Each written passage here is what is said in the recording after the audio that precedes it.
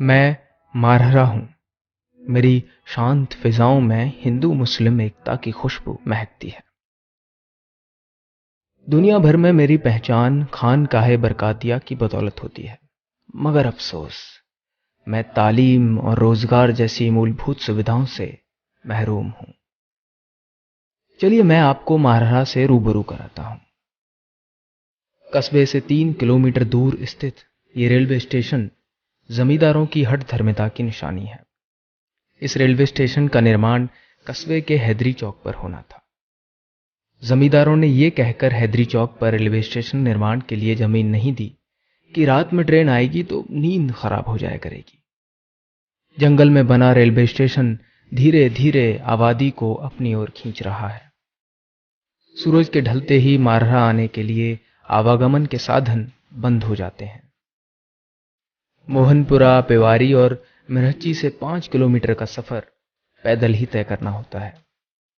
अब गनीमत है कि घर घर मोटरसाइकिल हैं और टेम्पो की सुविधा उपलब्ध है, वरना कुछ साल पहले तक तो लोगों को गंतव्य तक पहुंचने के लिए पदयात्रा करनी पड़ती थी। मारहरा की नगर पंचायत वर्षों पहले नगर पालिका घोषित हो चुकी है, लेकिन विकास कस्बे की परिक्रमा लगाकर वेंटिलेटर पर पहुंच गया, क्योंकि नेताओं की कमजोर इच्छा शक्ति ने मारहरा को विकसित होने ही नहीं दिया। रोजगार के लिए पूर्व मुख्यमंत्री नारायण दत्त तिवारी ने मारहरा में स्कूटर इंडिया की एक फैक्ट्री खोलने का ऐलान किया। लल्लूखेड़ा में स्कूटर इंडिया की फैक्ट्री का शिलान्यास हुआ, लेकिन निर्माण उत्तराखंड में हुआ।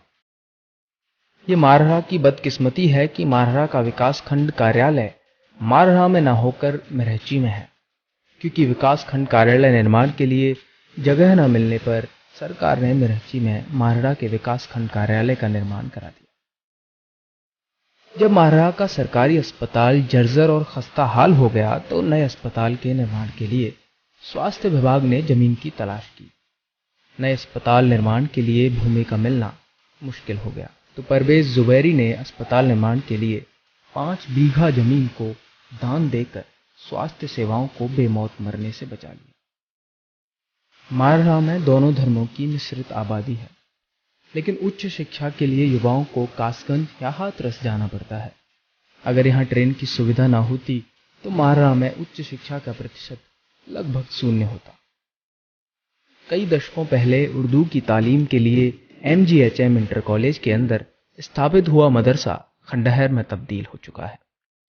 हालांकि दीनी तालीम के लिए खानकाहे बरकातिया ने हाल ही में 2 मदरसों का निर्माण कराया है। खानकाहे बरकातिया का पैगाम है कि आधी रोटी खाइए, बच्चों को पढ़ाइए। सरकारी और गैर सरकारी स्कूलों की संख्या आबादी के हिसाब से ठीक है, लेकिन बेहतर शिक्षा के मरकज बहुत ही कम है। कस्बे में नंबर 1 की उपाधि हासिल करने वाला Marehra public school English medium शिक्षा की सनद है। खानकाहे बरकातिया की बदौलत मारहरा की पहचान दुनिया भर में है। खानकाहे बरकातिया के सालाना उर्स में देश दुनिया से हजारों जायरीन दरगाह पर जियारत करने आते हैं।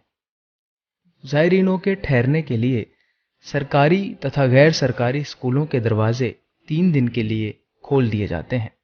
जायरीनों के ठहरने के लिए अन्य जगहों पर भी व्यवस्था होती है, लेकिन अन्य दिनों में जायरीनों को असुविधाओं का सामना करना पड़ता है। अगर हम 2-3 दशक पीछे चलें तो उस दौर के समाज सेवी मुसाफिरों के आराम के लिए तिदरी का निर्माण कराते थे, ताकि गंतव्य यात्री तिदरी में रुककर आराम कर सकें और फिर अपने गंतव्य की ओर रवाना हो सकें।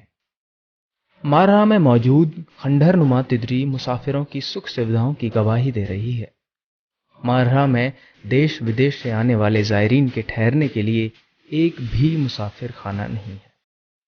आम जायरीनों को हमेशा असुविधाओं से दो चार होना पड़ता है।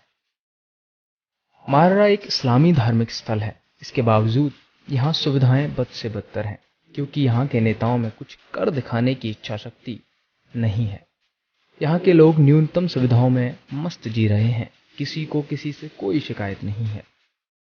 इसी रास्ते से विकास की एक नई इबारत लिखी जा सकती है, लेकिन मेरे अकेले के चलने से क्या कुछ हासिल होगा?